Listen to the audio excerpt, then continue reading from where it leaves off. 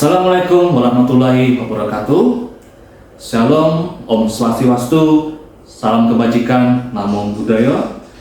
Perkenalkan, saya Hardianto. Saya adalah dosen keperawatan di Sekolah Tinggi Ilmu Kesehatan Kepanjen, di mana saya mulai bergabung di Stikes Kepanjen semenjak 2016, dan saat ini saya berada di dalam keilmuan keperawatan gawat darurat dan juga keilmuan keperawatan medikal bedah.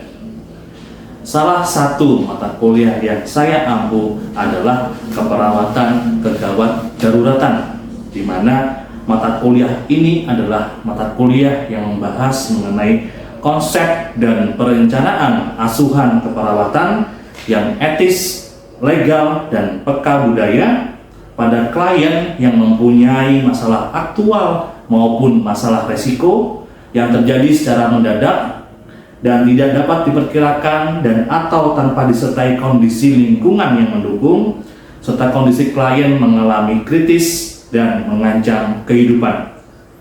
Perencanaan asuhan keperawatan yang dikembangkan sedemikian rupa sehingga diharapkan mampu mencegah atau mengurangi kematian atau kecacatan yang mungkin akan terjadi, di mana capaian pembelajaran mata kuliah atau CPMK yang ada dalam mata kuliah keperawatan gawat darurat ini adalah: yang pertama adalah mampu menjalankan filosofi konsep holistik keperawatan kegawat daruratan berdasarkan pemikiran yang logis, kritis, sistematis, dan kreatif, inovatif, serta bertanggung jawab.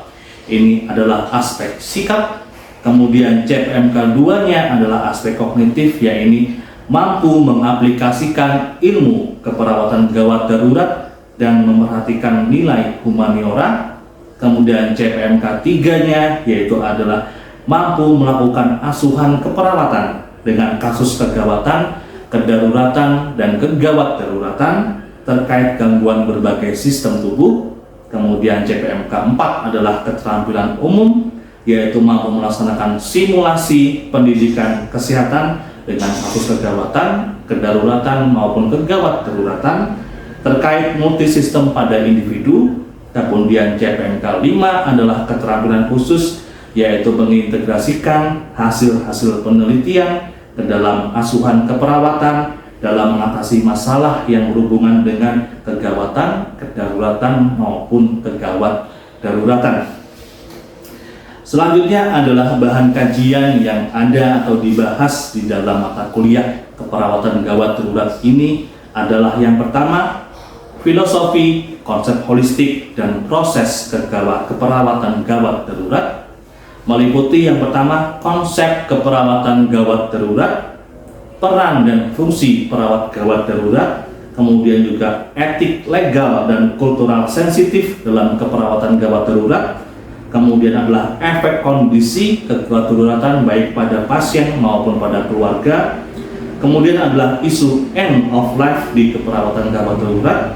Yang kedua adalah proses keperawatan gawat darurat di area keperawatan gawat darurat yang meliputi proses keperawatan gawat darurat, kemudian primary survey, secondary survey, triase, dan juga mekanisme trauma.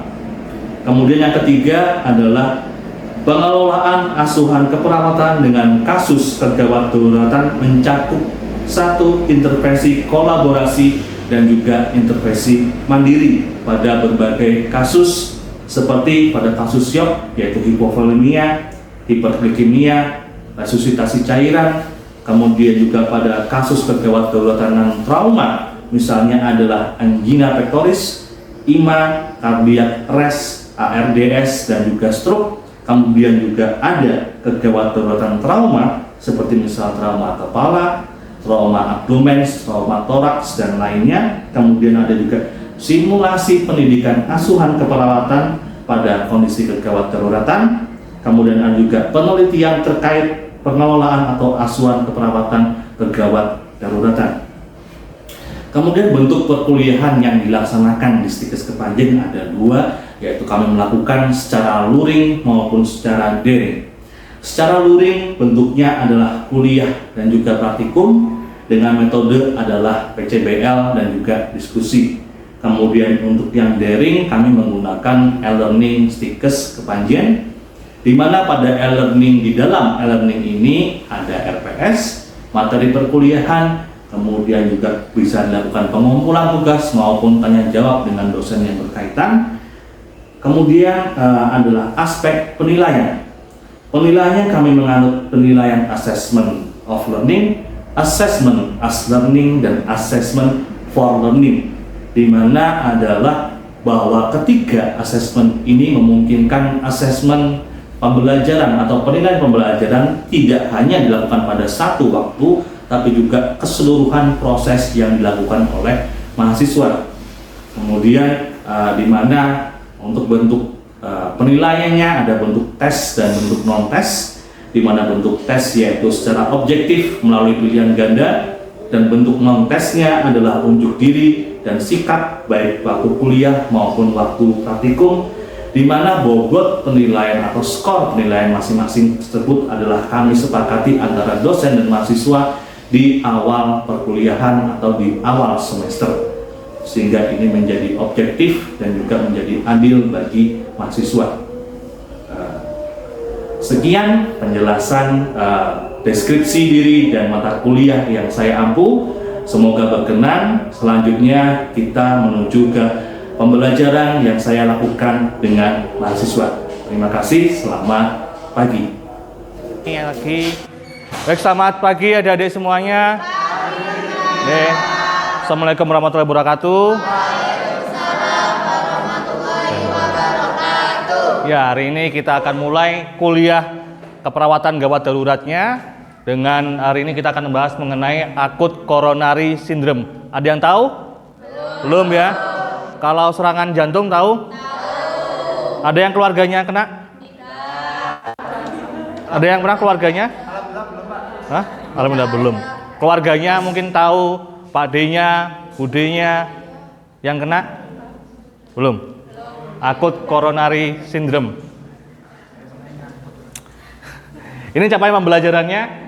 Yang ini mampu mengidentifikasi, mengaplikasikan ilmu keperawatan gawat darurat dengan memperhatikan nilai humaniora, yaitu memahami konsep akut coronary syndrome atau dalam bahasa medisnya adalah ACS. Kemudian yang kedua adalah mampu memahami jenis akut coronary syndrome, dan yang ketiga adalah memahami penanganan akut coronary syndrome. Ya, silakan depan. Oke, jadi ini mata apa? Capaian pembelajaran mata kuliah kita hari ini. Jadi kita akan belajar mengenai akut coronary syndrome, atau kalau orang awam tahunya adalah serangan jantung.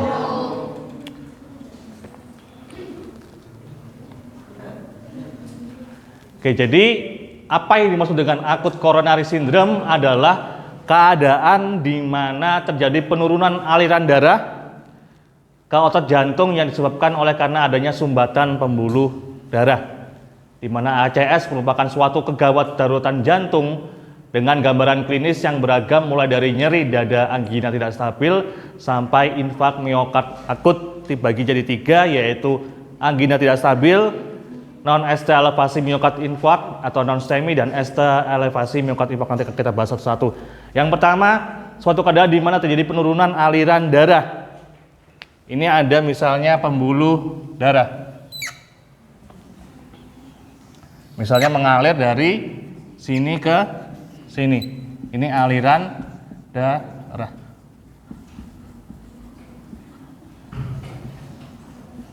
Pembuluh darah kita berbentuk apa? Seperti pipa air, ada alirannya.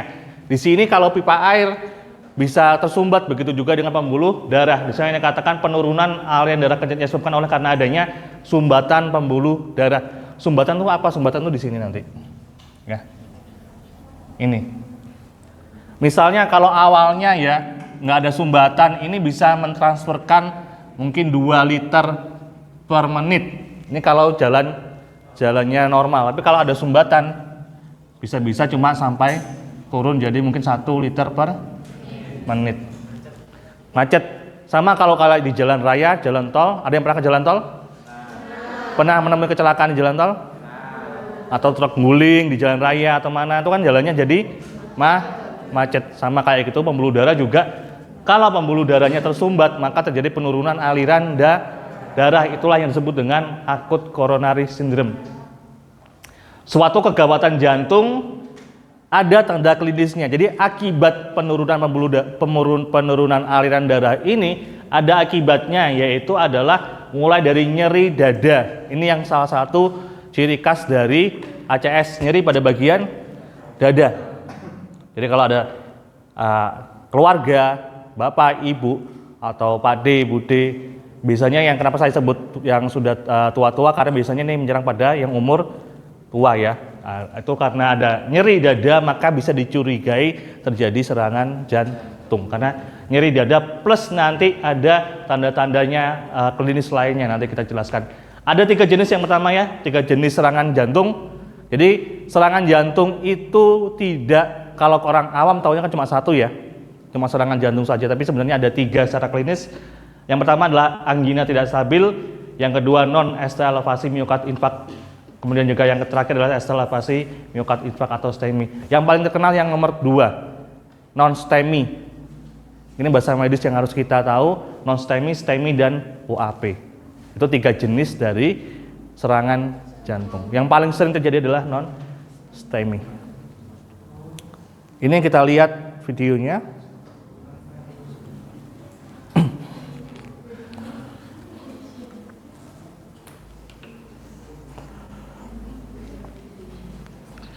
Video mengenai bagaimana terjadinya serangan jantung. Nih, jantung terletak di tengah bagian kiri. Sekepalan tangan ya anunya. Nah, bentar. Ini Rek, ini ada pembuluh darahnya ya. Jadi jantung itu kan memompa darah, tapi jantung sendiri dialiri oleh darah. Jadi dia itu bukan organ yang nggak memerlukan darah, tapi organ yang memerlukan darah. Ini pembuluh darahnya. Ini 1 sama di sini. Yang besar.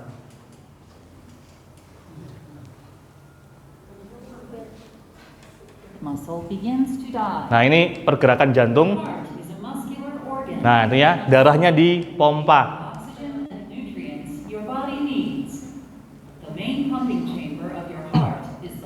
Ini ventricle kiri yang utama.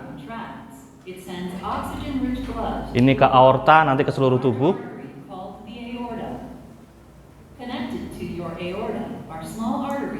Nah, ini ya, pembuluh darah yang mengalir jantung ada 2, arteri kiri dan kanan.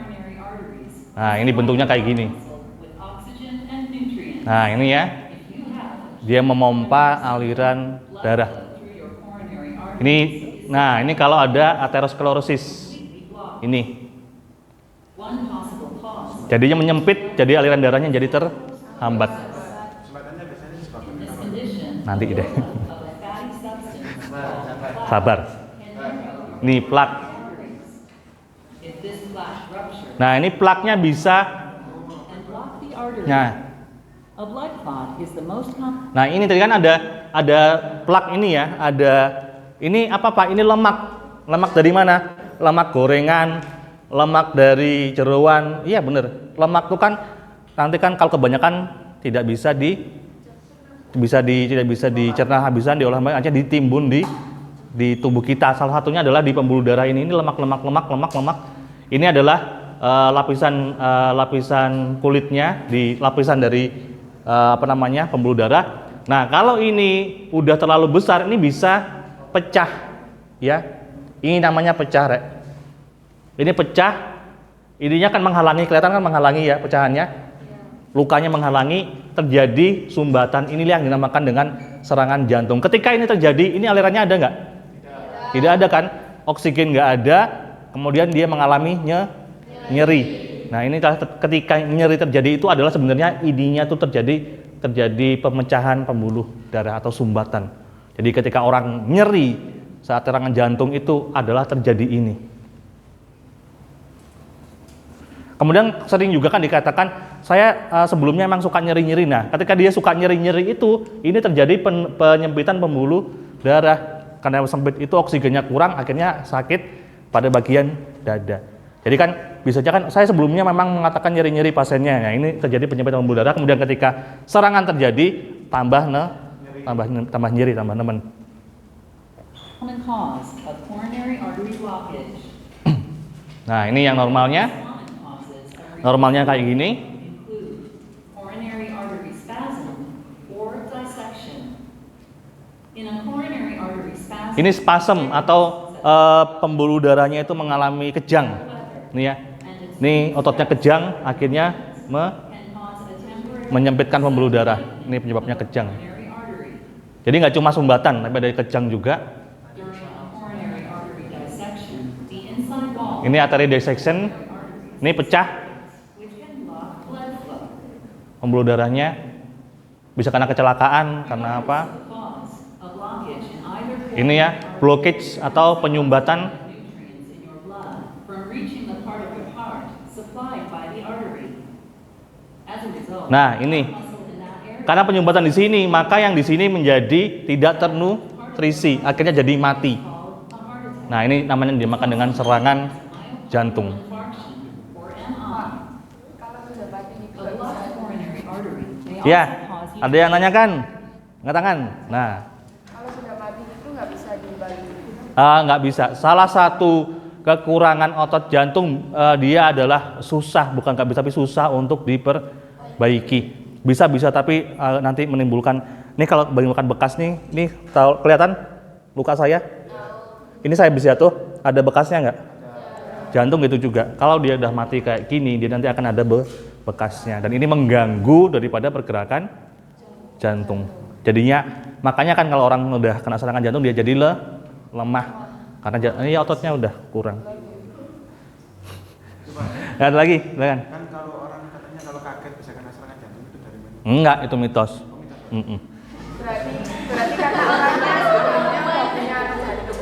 Kalau kamu kena serangan jantung, apa mati kena serangan jantung, gimana orang-orang yang kerja di live DJ musik, geduk mati kabeh deh orangnya. Enggak kan ya? Jadi lah kenapa ada memang terjadi ya gini. Ada yang memang dikatakan lemah jantung, ada. Lemah jantung itu sebenarnya adalah sebuah kalimat kok sebuah, tapi bukan bahasa medis. Lemah jantung adalah keadaan di mana jantungnya ini memang lemah, itu kondisi bawaan. Nah, ketika itu terjadi, misalnya ketika dia dikageti, mungkin yang terjadi adalah dia shock. Shock kemudian kejang, tadi kan ada kejang, pembuluh darahnya menyempit. Bisa jadi kayak gitu. Tapi tidak semua orang tuh dikagetin langsung lemah jantung, enggak. Cuma memang kalau orang-orang yang sudah kena jantung ini kamu kagetin ya tensinya naik. Itu bisa jadi. Tapi ya enggak semuanya gitu loh, cuma kasus kecil aja. Ada lagi tanya kan? Lagi. Siap. Kenapa kalau masalah jantung itu mengganggu seluruh aktivitas? Ya jelas. Karena jantung memompa darah ke seluruh tubuh. Maksudnya ke semua organ ini gimana maksudnya? Saya punya teman, Mm-mm. dia jantung lemah gitu. Jantung lemah. Sampai sekarang Iya. dia belum sunat karena Apa? takutnya Belum apa? sunat. Umur Sunat. 3 kayak itu. Sunat kelamin. Iya. Ya, terus? Soalnya takut kan punya jantung lemah itu. Hmm. Jadi takutnya nanti kalau dibius atau gimana itu membahayakan dia gitu loh. Terus dia ya nggak Oh, bisa tidak. jalan sampai sekarang. Ya, sebentar. Ya, silakan Mas, duduk di belakang ya. Jam piro kira? Setengah 10 ya, terlambat ya. Enggak. Jadi gini tadi, udah itu aja pertanyaannya ya. Tadi ya, lemah jantung, kemudian apa? Gak sunat, terus Sama nggak berani. gak berani sunat, naik motor, Iya. motor trail bukan? Enggak, motor biasa. Saya gak berani juga naik motor trail, motor biasa. Motor GP Pak. Motor GP aku gak berani, saya juga gak berani. Oke. Suaranya itu kayak terlihat lemas, kayak terlihat orang. Lah, iya, memang sakit. Oke, tak jelaskan ya. Memang sakit jantung itu ada derajatnya. Derajat kelemahan itu ada derajatnya 1 sampai 3 biasanya. Kalau memang derajatnya tinggi, memang orangnya jantungnya sangat lemah sehingga aktivitasnya sangat berkurang. Kalau sampai itu terjadi memang itu sangat mengganggu aktivitas sehari-hari. Nggak cuma naik motor, semuanya terganggu karena lemah. Dia tuh bahkan kalau orang yang udah lansia, yang udah kena serangan jantung, dia tuh bahkan ada yang sampai istirahat. Tahu istirahat kamu duduk kayak kalian, dia tuh ngos-ngosan. Istirahat doang itu udah tahap paling tinggi paling akhir. Jadi cuma istirahat aja dia sudah ngos-ngosan. Nah, kalau ini tadi ada beberapa hal. Yang pertama, kalau memang dia derajatnya tinggi, lemah jantungnya, semua aktivitasnya akan terganggu. Nggak cuma naik motor, nggak cuma sunat dan lain sebagainya, semua terganggu ya. Yang kedua, dia aktivitasnya normal apa enggak? Kenapa? Aktivitas biasa normal, jalan normal, Normal. Bisa Kayak loyo gitu loh. bisa lari? Enggak. Olahraga enggak. Nggak pernah. Ya, Saya takutnya itu. ya mungkin itu satu, tapi tidak ada hubungannya dengan sunat. Sunat itu cuma kecil set gini, darahnya pun cowok yang pernah cowok sunat darahnya banyak apa enggak? Apa ngocor gitu darahmu? Enggak kan? Sunat itu masa gini loh, set segini, darahnya pun cuma dikit. Enggak ada. Tapi kalau takut gitu loh Pak. Kan maksudnya Iya. kan biasanya cowok takut. Iya, sekarang tanya. Itu yang ngebuat Oke, yang cowok, bahaya. kamu sunat kerasa enggak? Kerasa nang ini, ting, ting, ting gitu kan? Sunat itu kan di anestesi, dia tuh nggak kerasa, nggak kayak kamu misalnya, kamu jangan bayangin ini jarimu dipotong, ya sakit ya. Bayangannya nggak gitu, kenyataannya tuh cuma di tung tung tung tung, ya apa enggak yang cowok? Ya, iya kan? Nggak kerasa kan? Kenapa? Enggak, mau tadi lo, nggak kerasa. Tapi kalau nggak tahu gitu saya mengedukasi teman saya biar sunat. Iya, nggak ada hubungannya. Sebenarnya sunat nggak sunat itu, iya ada. Sunat itu ada manfaatnya secara medis ya. Memang sunat itu untuk membersihkan ya depannya itu supaya nggak gampang infeksi. Tapi kalau nggak usah dipaksa juga ya. Kalau dalam agama lain ya, mungkin ya kalau emang nggak berani ya udah nanti dia pingsan gimana. Repot. Oke, ada lagi nanyakan sebelum terus? Udah ya, kita lanjut dulu. Feel sudden pain. Nah, Tightening. nah ini nyeri dada tadi karena adanya bagian jantung yang mati. Oke. Ya, ini di dada, leher. If you have angina when you are rest, Ini angina itu nyeri dada, angina. Nih, nyeri dada. Nyeri dada itu bisa terjadi kapan saja. Duduk pun gini bisa jadi. Jadi nggak harus lari, nggak harus jatuh atau apa, duduk pun bisa. shortness of breath, Ini ya, dizziness, shortness of breath, susah nafas, pusing, berkeringat, mual-mual. you have a heart attack, Nah, yang utama adalah penanganannya kasih oksigen. oxygen therapy to get Gimana pun kalau bisa kasih oksigen, karena itu yang diperlukan oleh jantungnya. aspirin or other Ini obat-obatan, aspirin, ini obatnya yang warna pink. thrombolytics. Trombolitik itu untuk menghancurkan ini trombus. Ini ya obatnya, nah ini hancur. Nah, itu obat trombolitik namanya. Ini yang kalau kejang tadi ada morfin ya. Ini morfin ada bener morfin untuk medis. Dia merelaksasi daerah sini kemudian jadi lancar kembali. You may also receive drugs called beta blockers. Ini beta blocker. Ya. Beta blocker untuk merilekskan jantung. Atau ini ya, pemasangan namanya ya. Namanya coronary angioplasty nama prosedurnya. Ini ya, dipasang inflate nanti dia mengembang. Ini ada kawatnya. Ya, kawatnya kemudian mengembang, ini ditarik lagi stand-nya. Nah, jadi ini menahan supaya tidak menyempit. Atau bypass, diambil pembuluh darahnya disambungkan. In which the blocked areas Ini ya graft diambil, ditarik ke sini. Tapi ini mahal prosedurnya kalau itu. Ya, dikasih pipa lain. acute coronary syndrome. Nah, ini tadi ya. Ada tanyakan lagi? Belum ya? Terus lanjut. Ya. Ya, kalian terlambat beberapa menit, Rek. Oh, ada PKKMB. Pusap sih. Enggak. Belakang.